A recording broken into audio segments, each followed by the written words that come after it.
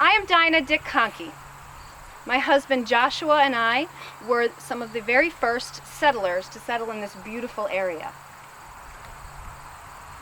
They called me the matriarch of Salem, as I got older, of course, which tickled me, but I never let on. They didn't realize that that nickname was as accurate as, it sounded, because I was also the one that gave birth to the very first child in this area, my son Joshua. Now you might wonder how we came to be in this beautiful part of the world. Well, my husband was part of the militia in Rogers Rangers, and they were tasked with the job of checking on the various forts that were being built around the area. And so their job was to travel from Fort Edward to Fort Anne up to Fort Carillon, which you now know as Fort Ticonderoga. When they got up to Fort Ticonderoga, there was a very serious battle between the French and Indian and Robert's Rangers. Thankfully, Joshua was not killed, but he was captured and he was taken to Canada, where he was held prisoner. His father petitioned for his release, and after time, and after being tortured and treated poorly, he was able to return to us.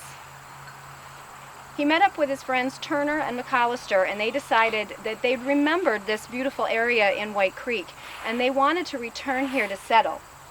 And so they came to Pelham and they pitched their idea, so we decided that that's what we were going to do.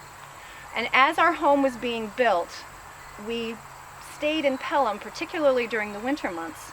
And once our permanent home was established, we moved to this area. At that time, as I said, I gave birth to our son, and we began our family. I had 15 children. But living in the wilderness is difficult, and we were fortunate that 6 made it to adulthood. Their descendants are in the area today, which is wonderful. After the French and Indian War, and children, the English decided that they were going to start taxing us. And as you know, the troubles began. Joshua was made quartermaster of this area, and it was his job to supply active military soldiers with provisions. I did a lot of baking, let me tell you. It was my job to bake the bread for the soldiers that were in active duty. Joshua was very proud the day that they actually set a guard on the kitchen when it was baking day, so that there was no snitching, which was pretty exciting. We had some unrest in the area. There were alarms that were sounded, gunshots, if they thought that an army was going to be marching through, and we would evacuate, we would leave. Well, one day the alarm was sounded and everybody left. But I had a big bowl of bread raising, and I was not about to let it spoil. So Mr. McAllister and I decided that we were going to stay, and if evacuation was necessary, our husbands would come to our aid.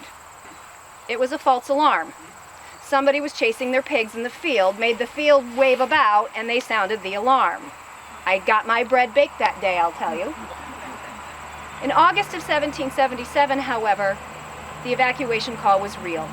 Burgoyne was coming down with those bloody lobster backs, and we needed to leave. We got ready, we started to pack up all of our children, all of our things so that we could leave, and our daughter Mary came down with the measles. At that time, I was also nursing our baby Eunice. There was no way that our children would survive if we evacuated. The remaining children we sent on with the good people of White Creek to evacuate, and we stayed here. That was the Battle of Bennington. I baked a lot of bread. At the end of it, they called me a hero. I did what needed to be done. In 1792, after a short illness at the age of 54, I passed away. My husband Joshua was very upset, and he hired Zerubbabel Collins to come and carve my stone. But he also had children to raise and a house to run. He remarried a Miss Sears from Vermont and lived another 22 years.